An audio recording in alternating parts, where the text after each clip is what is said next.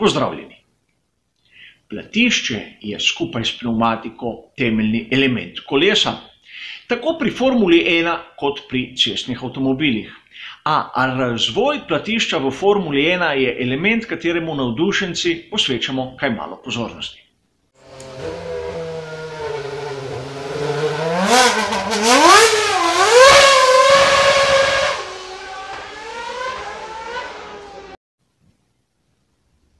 Na začetku v 50-ih letih so imeli bolidi tista izjemno elegantna, vsaj tako po mojem mnenju, žična platišča, katere je držala pritrjeno napesto centralna matica. Ta je bila posebne oblike, kajti privijali in odvijali so jo s pomočjo kladiva.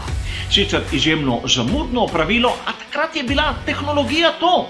Tako so tudi menjali pnevmatike in naprimer zadnji poizkus strateškega postanka v boksih je bil tistega, ki ga je imel Juan Manuel Fangio na veliki nagradi Nemčije leta 1957.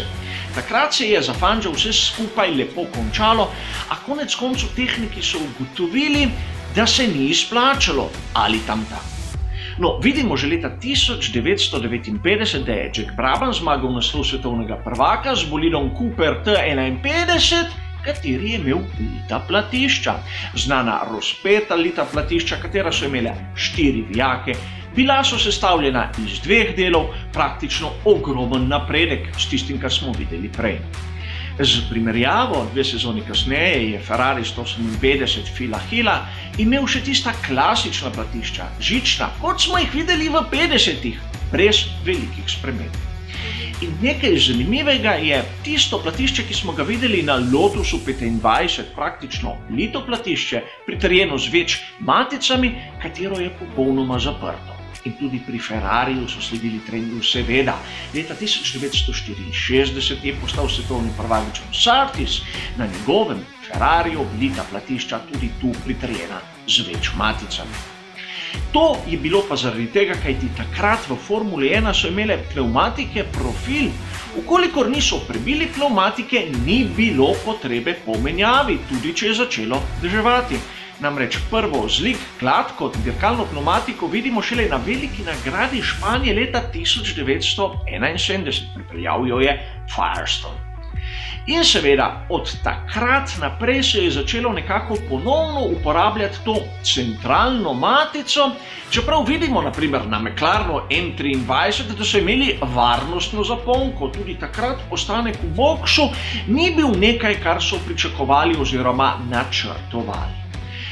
Namreč spomniti se moramo, da strateški vidik postanka vpelje ponovno Brabham na veliki nagradi Velike Britanije leta 1982, čeprav je znano, da so se bolidi ustavljali, naprimer, da so pnevmatike za suho progo menjali s tistimi za dež. Naprimer, na veliki nagradi Japonske leta 1976.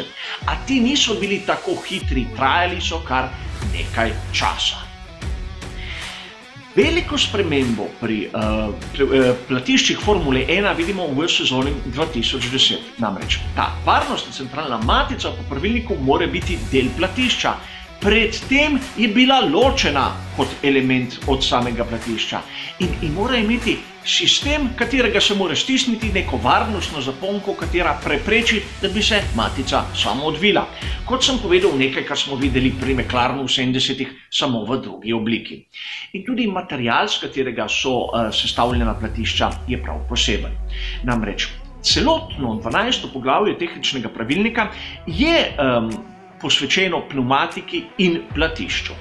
Kar se tiče materijala, s katerega je lahko sestavljen, so to magnezijeve litine AZ70, AZ80. Vemo, magnezij ni po svoje prav primeren material za bolide Formule 1. Ukolikor se vname, ga je nemogoče pogasiti, ukolikor ne zgori do konca. A vseeno z določenimi premazi je to dokaj varno. Zakaj se rabi magnezij? Enostavno, če ga primerjam z aluminijem, je njegova gostota bistveno manjša. Naprimer, aluminij ima 2,7 grama na kubični centimeter, magnezij 1,73 grama na kubični centimeter.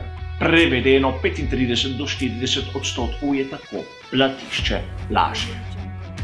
In seveda danes imamo 13-palčna platišča, čez nekaj sezon jih bomo videli 18-palčna, a to ni bistveno. Treba se zavedati nekaj, da danes postanek v boksih, ko se menjajo pneumatike, je bistveno hitrejši od tistega, ki smo ga videli v preteklosti. A vseeno tudi te pneumatske pištole, ki rabijo mehaniki, v bistvu so samo drugačna interpretacija tistega kladiva, s katerim so v 50 letih menjali tisto centralno matico. V bistvu ogromno se je spremenilo, da se na koncu ni spremenilo prav nič. Hvala za vašo pozornost in nasvidenje.